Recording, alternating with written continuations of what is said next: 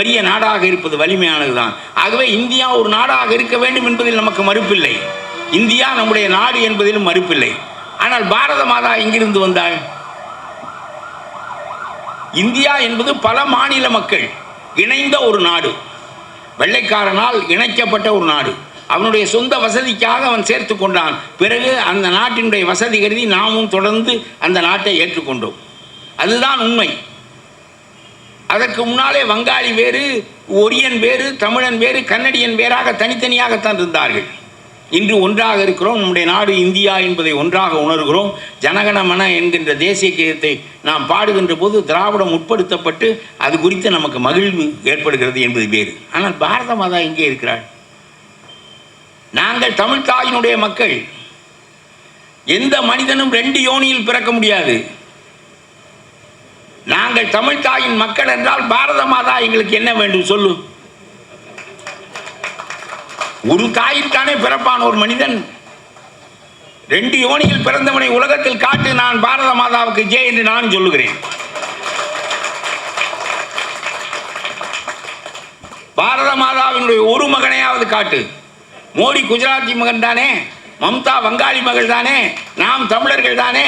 பாரத மாதாவுக்கு ஒரு மகனை காட்டு, ஒரே ஒரு மகனை. அது மண் எல்லையின் அடிப்படையாக விரிவு செய்யப்பட்ட நாடு என்று சொன்னால், கராய்ச்சி துண்டிக்கப்பட்ட போது நம்முடைய பாரத மாதா அங்கீகரிக்கப்பட்டு விட மாட்டாளா என்று நான் கேட்கின்றேன். கராய்ச்சி துண்டிக்கப்பட்ட போதும், டாக்கா துண்டிக்கப்பட்ட போதும் பாரத மாதா அங்கீகரிக்கப்பட்டாள் என்று கொள்ள வேண்டும். மண் வழியாக அல்ல. இந்திய நாடு ஒரு பெரிய நாடு. துண்டித்து கொண்டு போனவர்கள் போகட்டும், மிச்சமுள்ள இந்திய நாட்டை நாம் நேசிப்போம். ஆனால் நான் சொல்லுகிறேன், தமிழ் மொழி என்பது மண் எல்லையை அடிப்படையாக கொள்ளாமல் மொழியை அடிப்படையாக கொண்ட காரணத்தினால் எவனுக்கெல்லாம் தமிழ் தாய்மொழியாக இருக்கிறதோ அவனெல்லாம் தமிழர். ஆகவே அங்கீனப்பட்டால் தமிழ் தாய் என்பதற்கான நிலை இங்கே இல்லை என்று நான் சொல்கிறேன். இந்தியாவிலேயே ரொம்ப மொழி உணர்வு மிக்கவர்கள் நாம் தான் என்று நாம் கருதி கொண்டிருக்கிறோம். 2 நாட்கள் முன்பு பட்நாயக் பேசுகிறார், எங்களுடைய ஒரிய நாகரிகம் வேறு, எங்களுடைய ஒரிய மொழி தனித்தன்மை வாய்ந்தது. அசோகனே பெரிய மனமாற்றம் அடைவதற்கான நிலையே எங்களுடைய நாடாகிய கலிங்கம் என்று சொல்லப்படுகின்ற ஒரியாவிலே தான் அடைந்தான். எங்களுடைய தனித்தன்மையை நாங்கள் இழக்க மாட்டோம் என்று சொல்கிறான். ஒரே ஒரு மனிதன் 25 ஆண்டுகளாக தொடர்ந்து நாடாளுகிறான். அவனுக்கு மாற்றுக் கட்சி கிடையாது. மாற்றுக் கட்சி கிடையாது. அப்படியானால் அவன் எவ்வளவு தூரம் அந்த மக்களால் ஏற்றுக்கொள்ளப்பட்டிருக்க வேண்டும்? அவனிடம் ஊழல் இல்லை, ஏமாற்றுதல் இல்லை. மலை மக்கள், தாழ்த்தப்பட்ட மக்கள் எல்லோரையும் தழுவிக்கொண்டு அவர்களுடைய நன்மையை முதன்மைப்படுத்தி கொண்டு ஆளுகின்ற பட்நாயக்கை இன்றைக்கு வரையிலும் தோற்கடிக்க முடியவில்லை. அங்கே மாற்றுக் கட்சியாக காங்கிரஸும் உருவாக முடியவில்லை, பிஜேபியும் உருவாக முடியவில்லை. அவனை வெல்வதற்கு எவனும் இல்லை என்கின்ற நிலைமை இந்தியாவிலே இருப்பது என்பது ஒரியாவிலே தான். ஆகவே அவன் பேசுகிறான், ஒரிய நாகரிகம் வேறு, அசோகனுக்கு நாங்கள் தான் தத்துவார்த்தமான சிறந்த மெய்யியல் பார்வையை அளித்தோம் என்று அவன் பேசுகிறான். ஆகவே நான் சொல்லுகிறேன், நம்முடைய திருமாவளவன் கூட்டியிருக்கின்ற இந்த கூட்டத்தின் வழியாக, அவர் ஊட்டியிருக்கின்ற இந்த உணர்வின் வழியாக நான் சொல்லுகிறேன், இந்த இது போன்ற கருத்துக்களை பேசுவதற்குரிய கூட்டமாக இப்பொழுது விடுதலை சிறுத்தைகள் கூட்டம் ஆகிவிட்டது குறித்து நான் மகிழ்கிறேன். பெரிய பெரிய திராவிட இயக்கங்கள் நடத்துகிறவர்கள் எல்லாம் எங்களுடைய கட்சியில் 90% இந்துக்கள் இருக்கிறார்கள் என்று சொன்னபோது திராவிட இயக்கம் வீழ்ந்து விட்டது.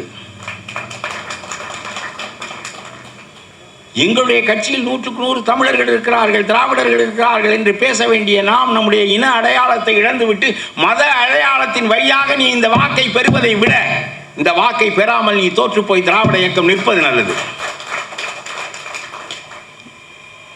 எதற்காக நாம் மதத்தின் வழியாக அடையாளப்படுத்திக் கொள்ள வேண்டும்? அகமதுவாக இருந்தாலும், ஆஸ்டினாக இருந்தாலும், யார் ஆறுமுகமாக இருந்தாலும் யாரும் தமிழ் தாயின் மக்கள் தானே. நம்முடைய தமிழை தூக்கி நிறுத்தியவன் கால்டுவெல் கிறிஸ்துவன், பெஸ்கி கிறிஸ்துவன், ஜியு போப் கிறிஸ்துவன். இன்றைக்கும் கிறிஸ்துவத்தில் பழைய வடமொழி சொற்களை எல்லாம் நீக்கிவிட்டு தமிழ் சொற்களாக ஆக்கி கொண்டு வருகிறார்கள்.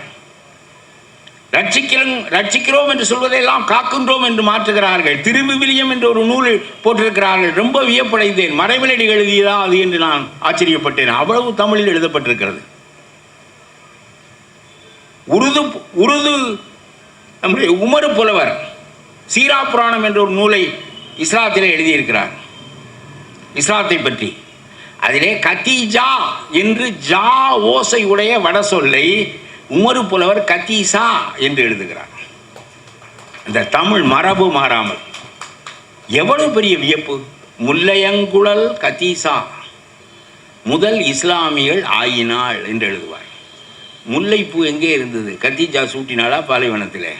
தமிழ் மரபுக்கேற்ப கத்தீஜாவை கொண்டு வருகிறார்.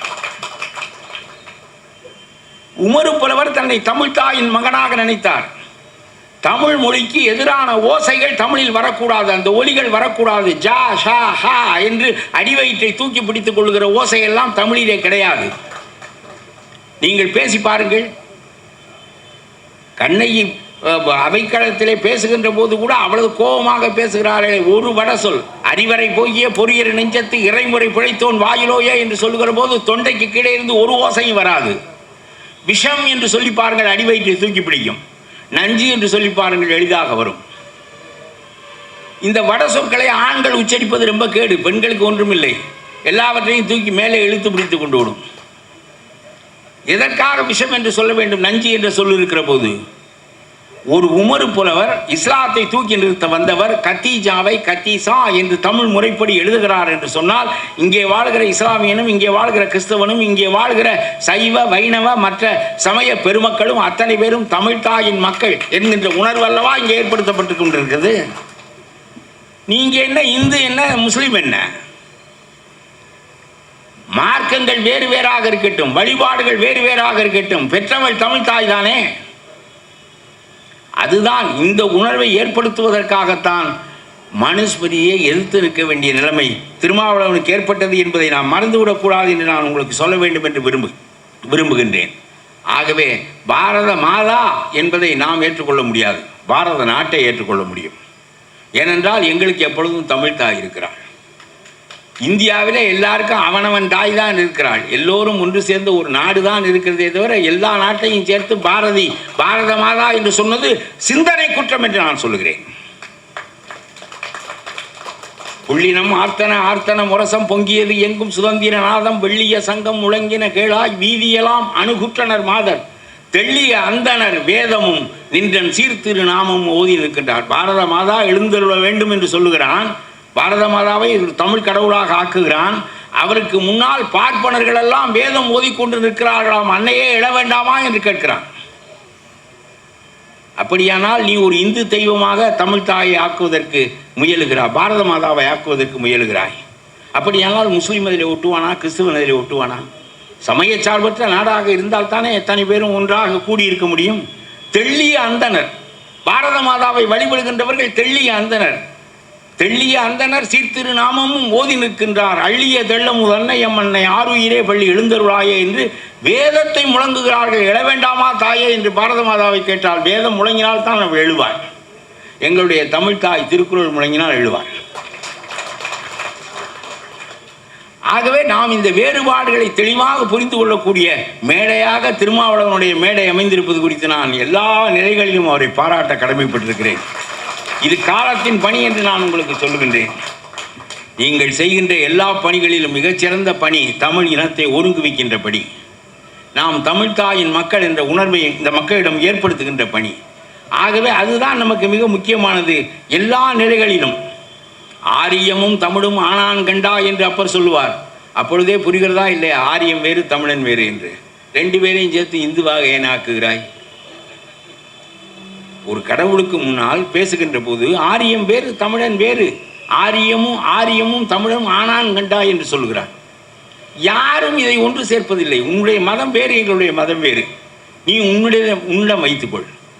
எங்கள் தலையில் நீ சவாரி செய்வதற்காக ஒரு தொகுப்பு மதமாக இந்து மதத்தை எங்கள் மீது புகுத்தி, சமக்கிருதத்தை எங்கள் மீது புகுத்தி, அதன் தலைமையிலே நீ இருக்க வேண்டும் என்று நினைத்தால், ஆகவே தான் நாங்கள் சொல்லுகிறோம் இந்துத்துவத்தை நாங்கள் எதிர்க்கிறோம், இந்து மதத்தை நாங்கள் எதிர்க்கிறோம்.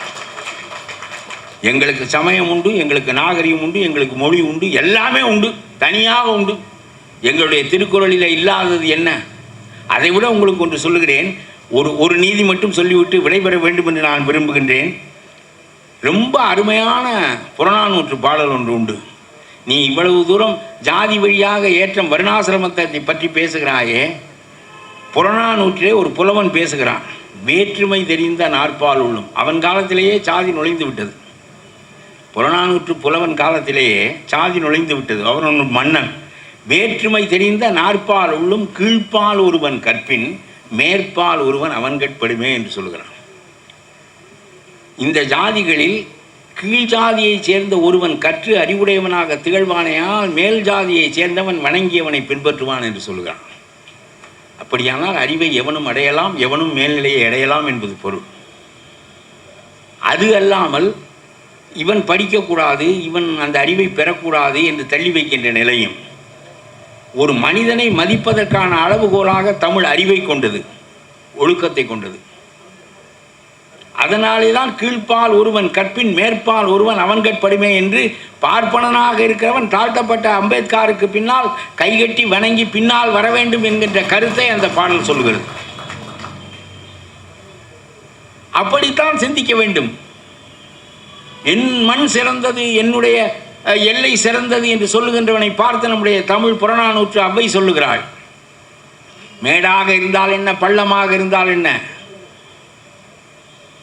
ஒரு மண் மேடாக இருந்தால் என்ன, பள்ளமாக இருந்தால் என்ன, அவலாகொன்றோ மிசையாகொன்றோ, நாடாகொன்றோ காடாகொன்றோ. நாடாக இருந்தால் என்ன, காடாக இருந்தால் என்ன, மேடாக இருந்தால் என்ன, பள்ளமாக இருந்தால் என்ன, எங்கே நல்ல மனிதர்கள் வாழ்கிறார்களோ அந்த மண் நல்ல மண் ஆகி விடுகிறது என்று சொல்லுகிறார்.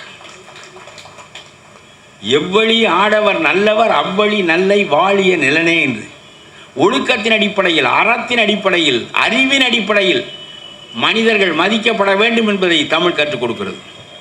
அவர்கள் பிறப்பின் அடிப்படையில் அல்ல, அவர்களுடைய சாதியின் அடிப்படையில் அல்ல, பிறவற்றின் அடிப்படையில் அல்ல. ஆகவே இந்த நாகரிகம் வேறு, அவர்களுடைய நாகரிகம் வேறு. நாங்கள் உயர்ந்தவர்கள், உங்கள் தலை மீது ஏறி உட்கார்ப்பதற்கு பிறந்தவர்கள் என்று சொல்லுகின்ற அந்த நிலையை நாம் ஏற்றுக்கொள்ள முடியாது. கடைசியாக ஒரே ஒரு சின்ன கதை சொல்லுகிறேன். உபாலி என்கின்ற தாழ்த்தப்பட்ட வகுப்பை சேர்ந்த ஒருவன் இருந்தான். அவனுக்கு முகம் அளித்தல் அவனுடைய தொழிலாக இருந்தது. புத்தர் காலத்திலே அவன் வாழ்ந்தான். புத்தன் வந்துவிட்டு செல்லுகிறான். புத்தன் சொந்த ஊருக்கு, சொந்த அரண்மனைக்கு ஒரு பிச்சைக்காரனை போல வந்துவிட்டு செல்கிறான். அவன் வந்ததினுடைய தாக்கமாக அரண்மனையிலிருந்து அவனுடைய உறவினர்கள் பல பேர் நாமும் புத்தனை பின்பற்றி துறவு பூணுவோம் என்று சொல்லி அரண்மனையை விட்டு வெளியே வருகிறார்கள். வெளியே வருகின்ற போது ஏராளமான ஆபரணங்களை அணிந்திருக்கிறார்கள். சிறந்த குதிரைகளின் மீது சவாரி செய்து கொண்டு வருகிறார்கள். அப்பொழுது உபாலி என்கின்ற இவர்களுடைய சேவகனை, நீ இந்த குதிரைகளை பின்னால் திருப்பி கொண்டு வந்து வருவதற்காக எங்களோடு கூடவா என்று அழைத்து கொண்டு போகிறார்கள். ஆற்றன் கரை வருகிறது. அந்த பக்கம் புத்தர் இருக்கிறார். அப்பொழுது இவர்கள் குதிரையை விட்டு இறங்கி உபாலியிடம், இந்த குதிரைகளையும் நீ எடுத்துக்கொள், நாங்கள் போட்டிருக்கிற ஆபரணங்களையெல்லாம் நீயே எடுத்துக்கொள், எங்களோடு கூட வந்த காரணத்தினால் நாங்கள் வாழ்வினுடைய இறுதியில் எங்களுடைய சொத்து சுகங்களையெல்லாம் அனுபவிப்பதற்கு நீ தகுதியானவன், எங்களோடு கூட இருந்தவன், ஆகவே எடுத்துக்கொண்டு போ என்று சொல்லிவிட்டு அவர்கள் ஆற்றை கடந்து போகிறார்கள். இவ்வளவு குதிரைகளும் இவ்வளவு சிறந்த ஆபரணங்களும் நமக்கு கிடைத்தனவே என்று சொல்லிவிட்டு உபாலி இவற்றையெல்லாம் எடுத்துக்கொண்டு தன்னுடைய வீட்டுக்கு வருகிறான். வந்தவன் கொஞ்ச நேரம் உட்கார்ந்து யோசித்து பார்க்கிறான். இவ்வளவு ஆபரணங்களும் சிறந்தவை அல்ல, இவ்வளவு குதிரைகளும் சிறந்தவை அல்ல, இவற்றை விட சிறந்தது ஒன்று ஆற்றுக்கு அந்த பக்கம் இருக்கிறது என்று அவர்கள் போயிருப்பார்களே. ஆனால் இவற்றை நம்மிடம் தள்ளிவிட்டு போகிறார்களே, இதைவிட கூடுதலான சிறப்பு ஒன்று ஆற்றுக்கு அந்த பக்கம் இருக்க வேண்டும் போல் இருக்கிறதே, நாம் மட்டும் ஏன் அதை அடையக்கூடாது என்று இவன் சிந்தித்தான். இவன் அங்கே இருக்கின்றவர்களும் குதிரைகளையும் ஆபரணத்தையும் விட்டுவிட்டு இவனும் ஆற்றை கடந்து அந்த பக்கம் போகிறான்.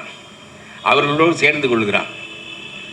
புத்தனிடம் போய் அவர்கள் நிற்கின்ற போது அவர்கள் சொல்லுகிறார்கள், என்னுடைய சேவகனாக இருந்தவன் நாங்கள் இவ்வளவு பணத்தையும் செல்வத்தையும் கொடுத்த போது அதை வேண்டாம் என்று சொல்லிவிட்டு புத்தராகிய உங்களிடம் வர வேண்டும் என்று எங்களோடு சேர்ந்து வந்து விட்டான் என்றவுடன் புத்தர் வியப்படைகின்றார். பிறகு அந்த உபாலி சிறந்த அறிவை பெறுகிறான். படிப்படியாக உயர்ந்து புத்த மதத்தினுடைய தலைவனாக ஆகிறான். எவன் உயர்ந்தவனாக ஆக முடிகிறதோ, எவன் உயர்ந்த அறிவை பெற முடிகிறதோ, அவன் யாராக இருந்தாலும் உயர்நிலையை அடைய வேண்டும், அவன் தலைவனாக வேண்டும். நல்ல கருத்துக்களை பேசுகிறவர்களெல்லாம் தலைவர்களாக வேண்டும். தடுமாறுகின்றவர்களெல்லாம் தலைவராகின்ற காலத்தில் நான் சொல்லுகிறேன், நல்ல கருத்துக்களை பேசுகிறவர்கள் தலைவர்களாக வேண்டும். ஆகாதவர்களெல்லாம் எவ்வளி நல்லவர் ஆடவர் அவ்வளி நல்லை வாழிய நெல்னே என்று மன்னன் எவ்வளி அவ்வளி மக்கள் என்பது போல அரசியல் தலைவர்களெல்லாம் தரம் தாழ்ந்து போகின்ற காலத்தில் நாடு தரம் தாழ்ந்து போகும், மக்கள் தரம் தாழ்ந்து போவார்கள். ஒரு காலகட்டத்தில் எவ்வளவு சிறந்த தலைவர்கள் இந்த நாட்டில் இருந்திருக்கிறார்கள் என்று எண்ணி பாருங்கள்.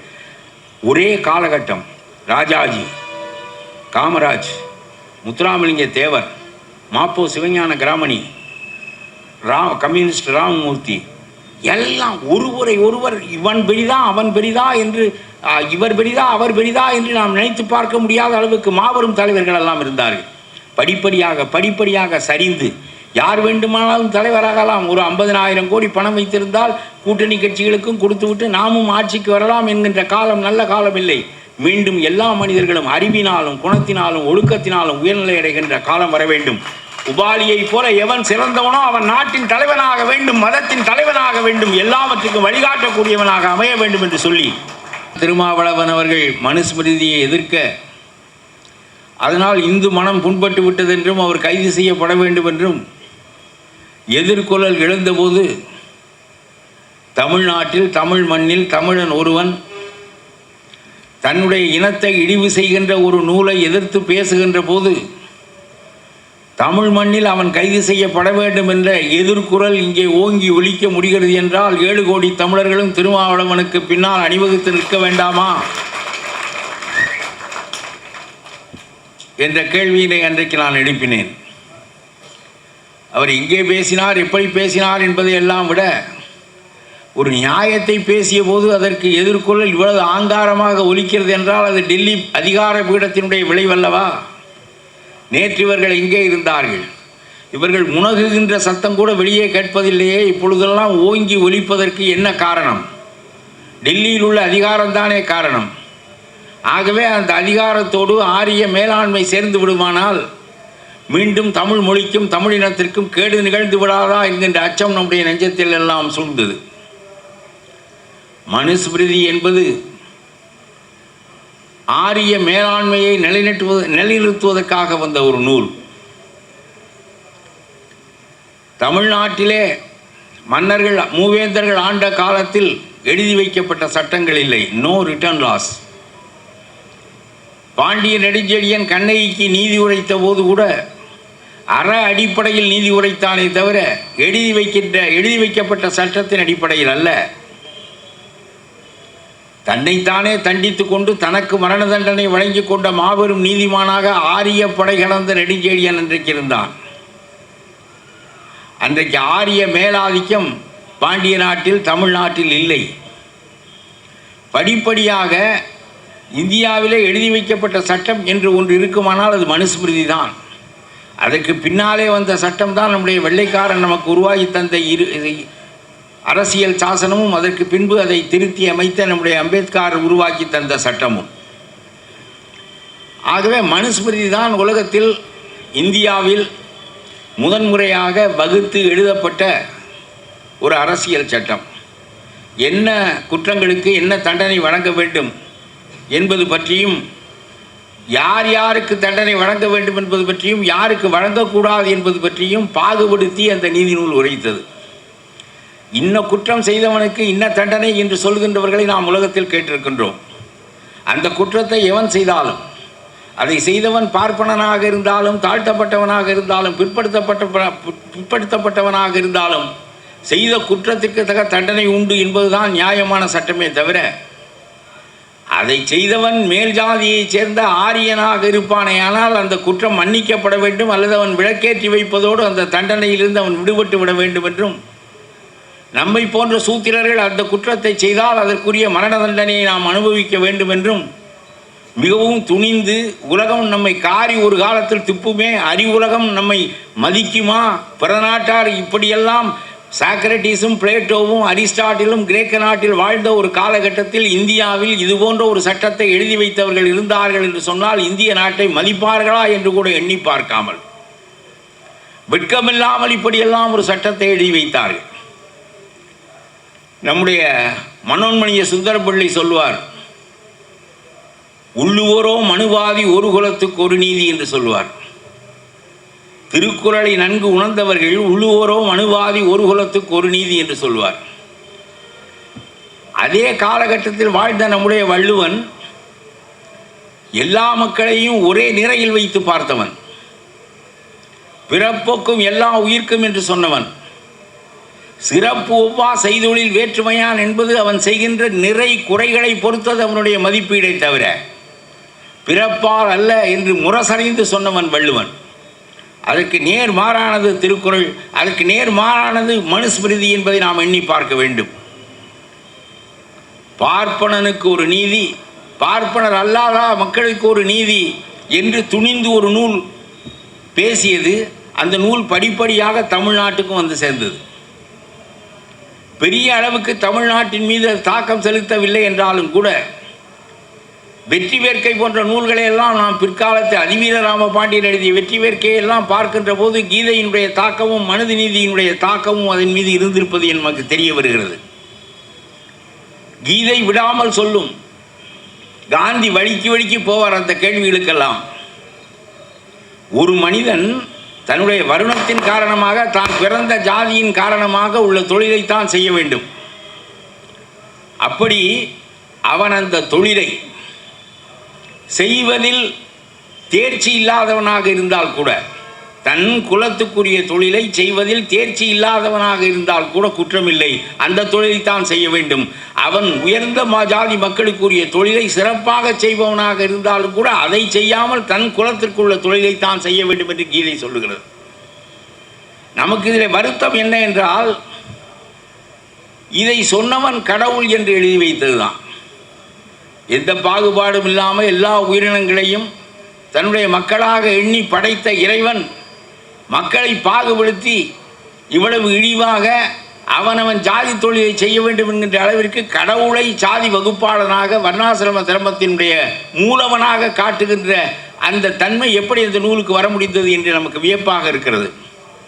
ஆக மனுநீதியும் சரி பகவத்கீதையும் சரி மனிதர்களை பாகுபடுத்தி இழிவுபடுத்தி வந்த நூல்கள் என்பதை விட ஆரிய மேலாண்மையை நிலைநிறுத்துவதற்காக வந்த நூல்கள்.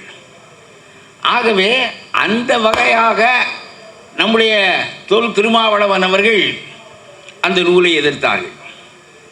நம்முடைய இழிவை பறைசாற்றுகின்ற, நம் மீது இழிவை திணிக்கின்ற ஒரு நூல் நம் கண் முன்னாலே இருப்பது வழக்கொழிந்து போய்விட்டால் அதை பற்றி நாம் ஒன்றும் சொல்லப் போவதில்லை. அன்றைக்கும் மனுஸ்மிருதியை இவர் எதிர்த்த போது அவருக்கு எதிர்குரல் வந்ததே, எப்படி வர முடிந்தது? தூக்கி நிறுத்துவதற்கு முயன்று பார்த்தார்கள். பிறகு ஒன்றும் நடக்காது என்று தெரிந்தவுடன் manuscript is not relevant to our period என்று முடித்துக் கொண்டார்கள். ஒரு மிதி சரியான மனிதன் ஏறி மிதித்தால் தான் இட் இஸ் நாட் ரெலவெண்ட் என்று சொல்ல உனக்கு வருகிறது. நாங்கள் அடங்கி இருந்தால் நீ மிதிப்பாய், நாங்கள் ஏறி அடித்தால் நீ பதுங்குவாய். இது என்ன நியாயம் என்று கேட்கிறேன். ரொம்ப வியப்பான ஒன்று என்ன என்றால், பெருவாரியான மக்கள் ஒன்று திரண்டு அந்த பெரும்பான்மை காரணமாக பிறரின் மீது ஆதிக்கம் செலுத்துவது என்பது ஜனநாயகத்தில் உள்ள கேடு என்று ஒரு பக்கம் சொன்னாலும் கூட அதுதான் உலக வழக்கம். அப்படி நடப்பது என்பது எதிர்பார்க்கக்கூடியது.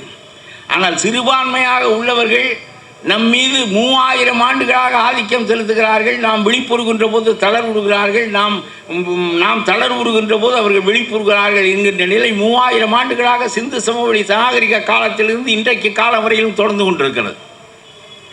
அவர்கள் விழுங்க முடியாத ஒரே ஒரு இனம் திராவிட இனம்தான். உனக்கு ஒரு நாகரிகம் இருக்கிறது, அது சிறந்த நாகரிகம் என்பதை நான் ஒப்புக்கொள்கிறேன். உனக்கு மேலான நாகரிகம் எங்களுக்கும் இருந்தது, அது சிந்து சமவெளி நாகரிகம். நீ வருவதற்கு முன்னாலே நாங்கள் நாகரிகமுடைய மக்களாக வாழ்ந்தோம். எங்களுடைய மொழி சிறந்த மொழியாக இருந்தது.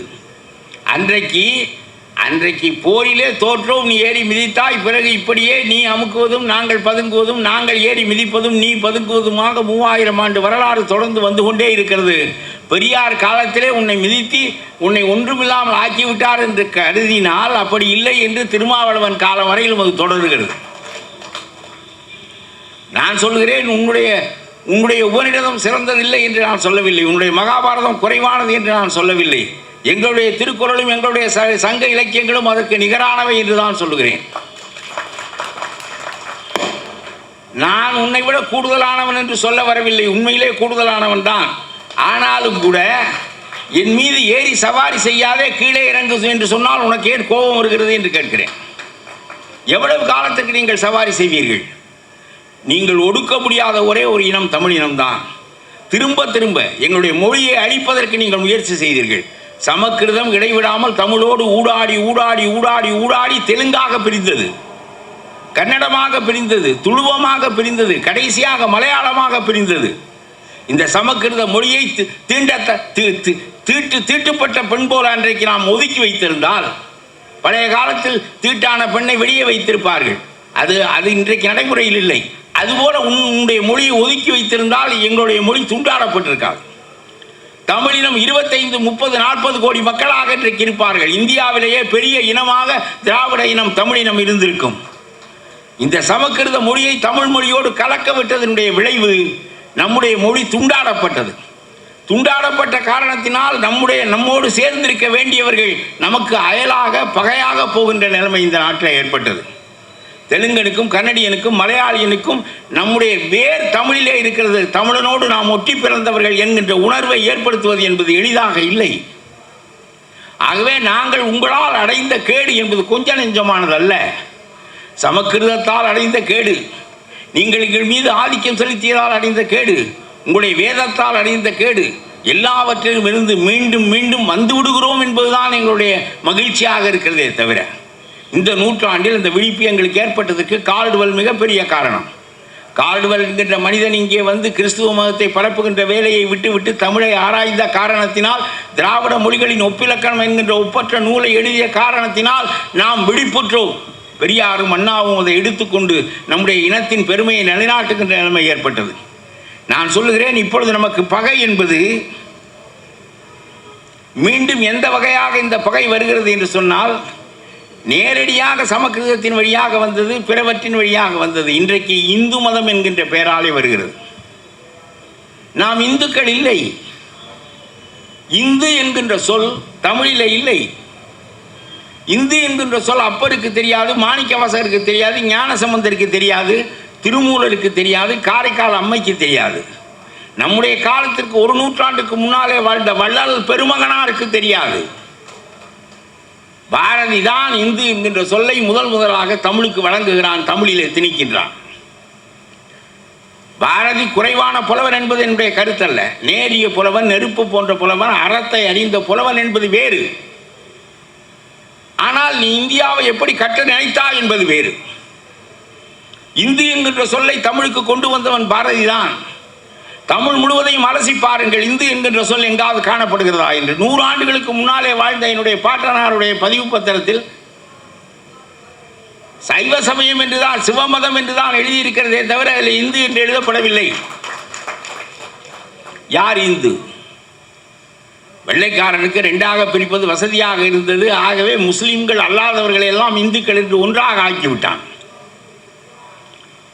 தமிழனுக்கு நாகரிகம் உண்டு, மொழி உண்டு, இனம் உண்டு, பண்பாடு உண்டு, எல்லாம் அறிவு உண்டு, எல்லாம் உண்டு. மறைநூலாகிய திருக்குறள் உண்டு, சமயம் மட்டும் கிடையாதா? தமிழனுடைய சைவம், தமிழனுடைய சமயம் சைவம், தமிழனுடைய சமயம் வைணவம், தமிழனுடைய சமயம் நம்முடைய நாட்டு தெய்வங்கள், கருப்பர், முனியர், கருப்பசாமி, இது போன்ற நாட்டு தெய்வங்கள். தமிழனுடைய தெய்வம் முருகன், தமிழனுடைய தெய்வம் அவருடைய முன்னோர்கள். இவைதான் தமிழனுடைய தெய்வங்களாக, சமயங்களாக நிலை பெற்று வந்திருக்கின்றன. வேலை தூக்கி கொண்டு போகிறார்கள். உனக்கு தெரியுமா, இப்பொழுது கடைசியில் ராமன் எடுபட மாட்டான் என்று சொல்லிவிட்டு முருகனுக்கு வந்து விட்டாயே.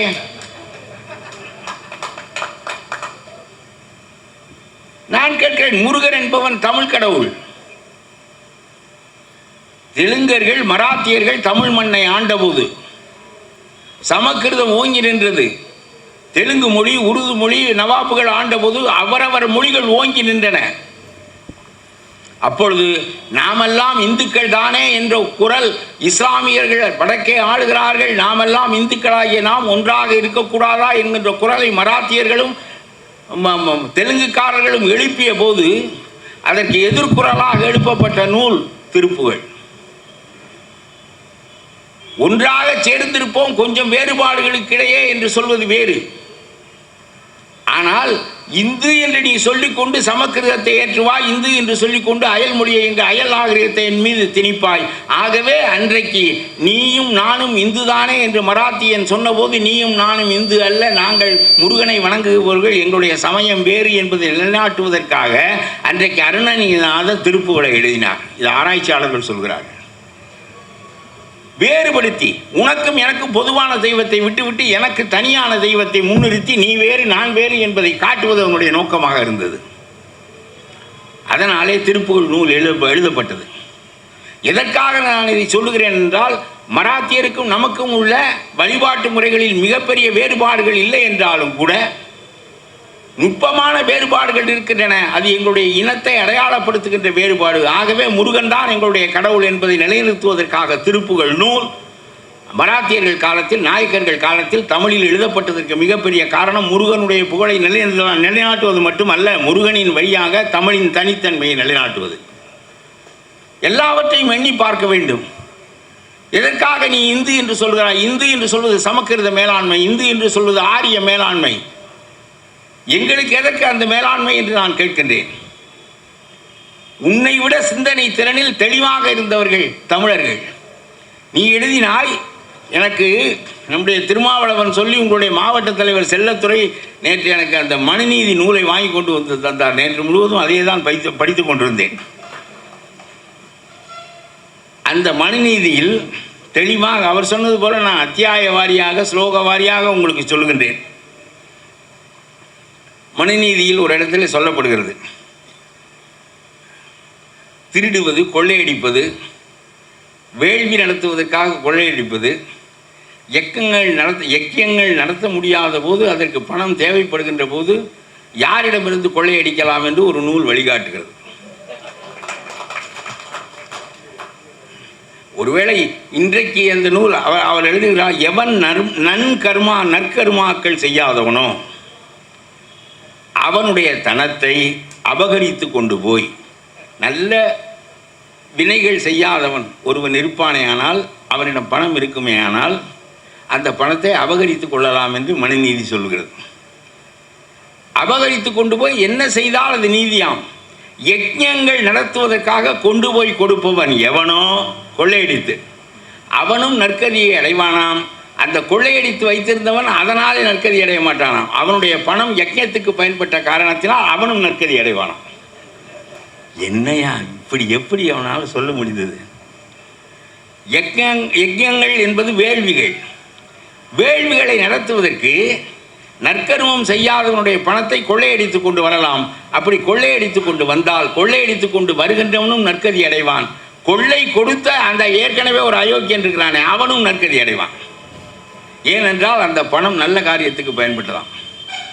ஒருவேளை இன்றைக்கு மனுநீதி நிலைநாட்டப்பட வேண்டிய நிலை இருந்தால் இந்த கால மந்திரி அந்த கால மந்திரி இவர்களிடம் போய் கொள்ளையடித்து கொண்டு வந்தால் 50 ஆண்டு காலம் எவனெல்லாம் மந்திரியாக இருந்தானோ அவன் வீட்டிலே போய் கொள்ளையடித்து கொண்டு வந்து யஜ்ஞங்கள் நடத்தினால் அந்த பழைய மந்திரிகளும் நற்கதி அடைவார்கள், கொள்ளையடித்து கொண்டு வந்து கொடுத்தவனும் நற்கதி அடைவான் என்று நம்முடைய மனுநீதி எழுதியவர் சொல்லுவார் போல் இருக்கிறது. ஆகவே இதெல்லாம் என்ன, திருடி கொண்டு வந்து வேள்வி நடத்த வேண்டிய கட்டாயம் என்ன என்று நான் கேட்கிறேன். வேள்வி என்பது இட் இஸ் எ ரிச்சுவல், அது ஒரு சடங்கு தானே. அந்த சடங்கு நடத்தப்படாவிட்டால் என்ன? வள்ளுவன் அதை தூக்கி அடிப்பான் அந்த வேள்வியை. அவிசொரிந்து 1000 வேட்டலின் ஒன்றன் உயிர் சகித்து உண்ணாமை நன்று என்று சொல்வான். ஒரு வேள்விக்காக ஒருவனுடைய சொத்தை கொள்ளையடித்து கொண்டு வந்தால் நற்கதி அடையலாம் என்று நீ சொல்கிறாய். 1000 வேள்வி செய்வதை விட ஒரு உயிரை கொன்று தின்னாமல் இருப்பது சிறந்தது என்று வள்ளுவன் சொல்வான். அவிசொரிந்து 1000 வேட்டலின் என்று சொல்வான். நெய்யை கொண்டு போய் கொட்டி நீ நடத்துகின்ற வேள்வியை விட அவன் ஒழுக்கத்தை தான் முன்னிலைப்படுத்தினான். நீ திருட்டையே முன்னிலைப்படுத்துகிறான்.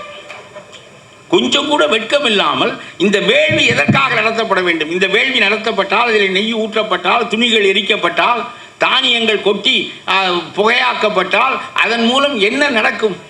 அது ஒரு சடங்கு, அவ்வளவுதானே.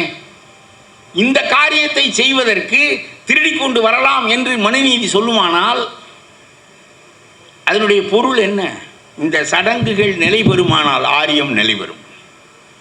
சடங்குகளின் வழியாக தங்களை நிலைப்படுத்திக் கொள்வதற்காக அதை தூக்கி நிறுத்துகிறார்களே தவிர உண்மை என்பது அதுவாக எப்படி இருக்க முடியும்? திரும்ப திரும்ப திரும்ப வேதம் சிறந்தது, மனுஸ்மிருதி சிறந்தது, கீதை சிறந்தது என்று தான் பேசுவார்கள். ஆனால் வள்ளுவன் ரொம்ப அருமையாக சொல்வான், மரப்பினும் ஓத்து குழலாகும் பார்ப்பான் பிறப்பொழுக்கம் குன்றக்கெடும் என்று சொல்வான். வேதம் பெரியது என்று சொல்லுகின்ற போது வேதத்தை மறந்து விட்டால் திரும்ப படித்துக் கொள்ளலாம், நினைவுபடுத்திக் கொள்ளலாம், அது முக்கியம் இல்லை. உனக்கு பிறப்பிலே வந்த ஒழுக்கம் தான் முக்கியம், அதன் மூலம்தான் நீ உயர்நிலை அடைய முடியுமே தவிர வேதத்தின் வழியாக அல்ல என்று பேசுவான். மரப்பினும் ஒத்துக்கொள்ளலாகும், திரும்ப ஓதிக்கொள்ளலாம். மறந்து விட்டால் என்ன, வேதத்தை மறந்து விட்டால் என்ன, திரும்ப ஓதினால் வராதா, அது முக்கியமில்லை. பார்ப்பான் என்ற சொல்லையே பயன்படுத்தி பிறப்பு ஒழுக்கம் குன்றக்கெடும் என்று சொல்லுவான். எவ்வளவு இடங்களில் அவன் பேசுகிறான். நீ திருடலாம் என்று சொல்லுகிறாய், வள்ளுவன் சொல்லுகிறான் பசுவிற்கு நீர் என்று இன்னொருவனிடம் போய் இறந்தாலும் அது நாக்கிற்கு இழிவானது தானே என்று கேட்கிறான். இறப்பதே, பிறரிடம் கெஞ்சி ஒன்றை யாசித்து பெறுவதே கீழானது என்று பேசுகிற வள்ளுவன் எங்கே? அங்கே போய் திருடி கொண்டு வந்து வேள்வி நடத்தலாம் என்று சொல்லுகிற உன்னுடைய நூல் எங்கே? எவ்வளவு சிந்தனையில் வேறுபாடு. சிந்தனையில் உயர்ந்தவர்கள் தமிழர்களா நீயா? ஆனால் ஏறி குதிரை சவாரி செய்துவிட்டு இறங்க வேறு மறுத்து கொண்டு டில்லியில் அதிகாரத்திற்கு வந்து, நான் சொல்லுகிறேன் தமிழனுக்கு சமயம் இருக்கிறது, வடக்கே இருக்கிறவர்களுக்கு சொந்த சமயம் இல்லை. விவேகானந்தர் பார்ப்பனர் அல்லாதார், ஜெயபிரகாஷ் நாராயணர் பார்ப்பனர் அல்லாதார். விவேகானந்தர் பார்ப்பனர் அல்லாதாராக பிறந்தும் ஆதிசங்கராச்சாரியார் சொன்ன அத்வைதத்தை தூக்கி நிறுத்த முடிந்ததற்கு காரணம், சிகாகோவிலே போய் முழங்கியதற்கு காரணம் அவருக்கு சொந்த மதம் இல்லை. தமிழனுக்கு சொந்த மதம் இருக்கிறது, சொந்த சமயம் இருக்கிறது. அம்மா சொன்னது போல மனத்தை சமைய செய்வது எதுவோ அது சமயம், உணவை சமைப்பது சமையல். சமையல் என்பது அரிசி சோறாக பக்குவமாகிவிட்டது என்பது பொருள். சோறு சமைத்து விட்டோம் என்று சொன்னால் அரிசியாக உண்ணப்படாத நிலையிலிருந்து சோறாக உண்ணப்படுகின்ற பக்குவத்தை அதை அடைந்து விட்டது என்பது பொருள். பெண் சமைந்து விட்டாள் என்று சொன்னால் ஆனால் நுகரப்படுகின்ற பக்குவத்தை அடைந்து விட்டாள் என்பது பொருள். அதுபோல சமயம் என்கின்ற சொல் மனித மனத்தை பக்குவப்படுத்துகின்ற காரணத்தினால், சமய செய்கின்ற காரணத்தினால் அதற்கு சமயம் என்று பெயர். ஆகவே சொல்கிறேன், ஒருவனுக்கு கடவுள் நம்பிக்கை இருக்கட்டும், இல்லாமல் போகட்டும், அவையெல்லாம் முக்கியமானவை அல்ல. உய்த்துணர்ந்து தான் நாம் கடவுளை கண்டறிகிறோம். இருக்க வேண்டும் என்று நினைக்கிறோம், இருக்க வேண்டிய தேவையில்லை என்று இன்னொருவன் தர்க்கபூர்வமாக நினைக்கிறான். அது அவரவர் விருப்பம். ஆன்மீகம் என்பது எல்லாருக்கும், நான் சொல்லுகிறேன், இந்த நாட்டினுடைய மிகப்பெரிய சிறப்பு, காந்தியினுடைய மிகப்பெரிய சிறப்பு, அவர் மிகப்பெரிய இந்துவாக இருந்தாலும் கூட, தன்னை இந்துவாக அறிவித்து கொண்டாலும் கூட இந்த நாட்டுக்கு சமயம் கிடையாது என்று அறிவித்தது தான். காந்திக்கு சமயம் இருக்கும், அப்துல்லாவுக்கு சமயம் இருக்கும், அந்தோணிக்கு சமயம் இருக்கும், அரசுக்கு எதற்கு சமயம் என்று நான் கேட்கின்றேன். அரசு என்பது உயிரற்ற ஒரு பிண்டம், அதற்கு எதற்கு சமயம்? மதத்தின் வழியாக நிறுவப்பட்ட நாடுகளெல்லாம் நிற்கவில்லையே. பாகிஸ்தானை மதத்தின் வழியாகத்தானே நிறுத்தினார்கள். பிறகு அது இனத்தின் வழியாக உடைந்ததே.